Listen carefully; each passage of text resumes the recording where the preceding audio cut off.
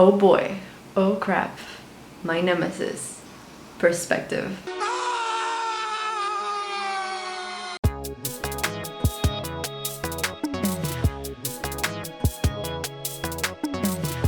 I hate it, you hate it, the art community hates it, and there's a reason for it, because it's so damn hard to understand.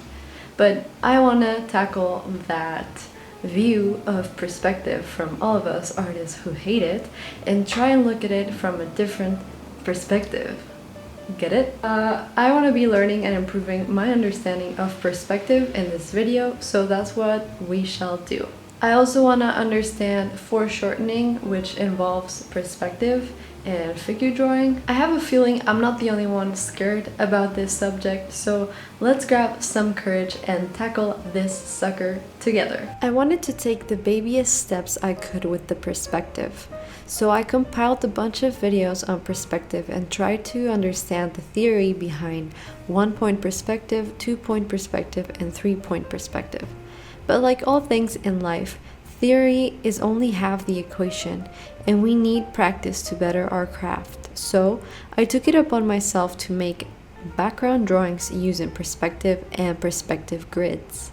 I firstly tackled 1-point perspective. I find that the perspective is a hard topic for me because it seems like it requires so much patience, and it requires you to pay close attention to the objects you're drawing.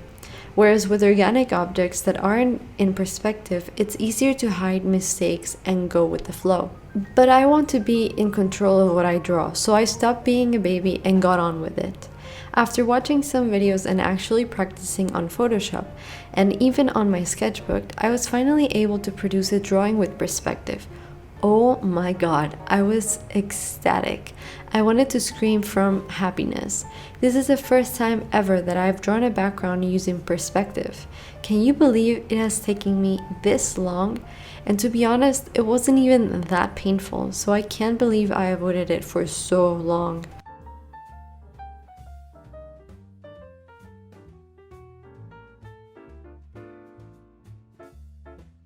Since I completed my first city landscape drawing with 1-point perspective, I felt like a champ, and I was ready to tackle 2-point perspective.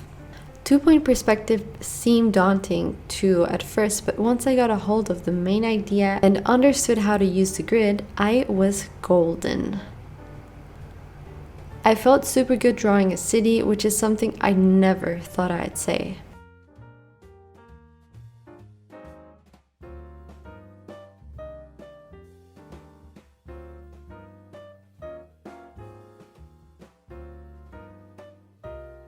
Okay, but then 3-point perspective came around, and I got to say, it wasn't that it's the worst thing ever, but the thing is, this type of perspective requires so much of my logical brain power that by the end of it, I was like, when is this going to end?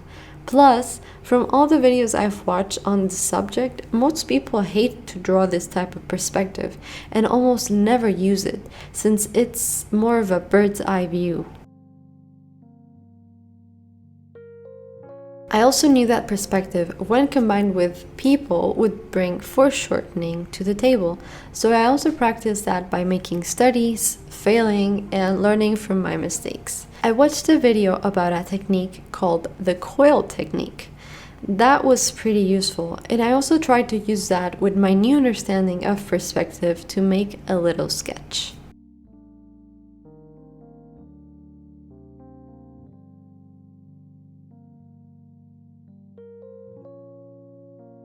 I hope this video didn't give you as much anxiety as it gave me, and I hope that you learned something from watching this. If anything, at least you learned how to be brave and tackle one's fears.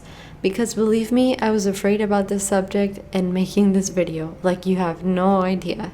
You will be able to find all the resources as well as sketches I made for this video on my Patreon. I know I'm not a huge artist like I've said before here on YouTube or on my social media platforms, but if you found value in what I had to share today and you have the capability of supporting what I do, don't hesitate to bring joy to my life by becoming my Patreon. I would forever be grateful. Well, this is my outro. Outro? Outro. this is my outro, and I'm supposed to tell you to subscribe to my channel, and you can choose to ignore this. Oh, and also you can like and comment and stalk me and support me on Patreon. Yeah, that's all that it says here.